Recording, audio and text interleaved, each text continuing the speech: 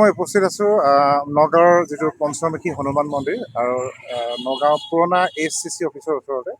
আৰু সেই তাত এখন দলং আছে, দলঙৰ এফালে শিৱ মন্দিৰ আছে আৰু এফালে আছে আমাৰ হনুমান মন্দিৰ আছে। আৰু সেই হনুমান মন্দিৰৰ ওচৰতে আপোনালোকে দেখিছে খুব ধুনীয়া এজোপা আহঁত গছ আছে। আৰু সেই গছজোপাতে আৰু সেই দলঙৰ সমীপতে বহু বান্দৰ, মানে বহু আৰু অলপ নহয় বহুত বান্দৰ খেলি কৰি ফুৰি থাকে। বহুত মানুহে তাত খোৱা বস্তু দিয়ে আৰু হয়তো চাগে হনুমানৰ ভক্ত হোৱাৰ কাৰণে হনুমান মন্দিৰৰ আশে পাশে সেই বান্দৰবোৰে আশ্ৰয় লৈছে। আৰু মানুহখিনিও তেওঁলোকক বান্দৰবিলাকক খুব ধুনীয়াকৈ কল বা বেলেগ অন্য ফল বিস্কুট দি পেলাই মানুহবিলাকে তেওঁলোকক সঁহাৰি জনাইছে। আৰু হাবিবিলাকত আচলতে থাকিবলৈ জেগা নোহোৱা হৈছে, সেইকাৰণে হয়তো তেওঁলোকে আমাৰ জনবসতি মানুহ থকা ঠাইলৈ আহিছে। আৰু যি কি নহওক ভগৱানৰে ভক্ত, সকলোৱে মৰম কৰিছে। খুব নান্দনিক দৃশ্য। আমি নগাঁৱৰ মাজমজিয়াত ৰাস্তাৰে অহা যোৱা কৰা বহু ব্যক্তিয়ে বান্দৰক দেখিছোঁ, কিছু আহাৰ দিয়াৰো আমাৰ পৰিলক্ষিত হৈছে। কি ক'ব?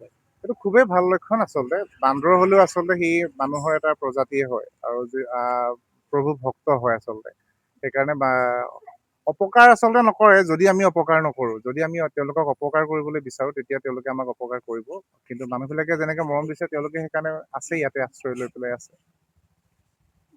আমাৰ হৰিহৰ মন্দিৰত, বজৰংবলী মন্দিৰত তেওঁলোকে হনুমান বাবা আহি সকলোবিলাক তেওঁলোকে আনন্দ ল'বৰ কাৰণে সকলোবিলাক পাহাৰৰ পৰা ওলাই আহি আমালোকে তেওঁলোকে আহাৰ যোগাৰ কৰি আছোঁ সদায়। আজি 1 মাহ 2 মাহ বছৰ পাৰ হৈ গ'ল। তেওঁলোকে অনিষ্টও নকৰে আৰু তেওঁলোকে আমাৰ লগত খেলি থাকে।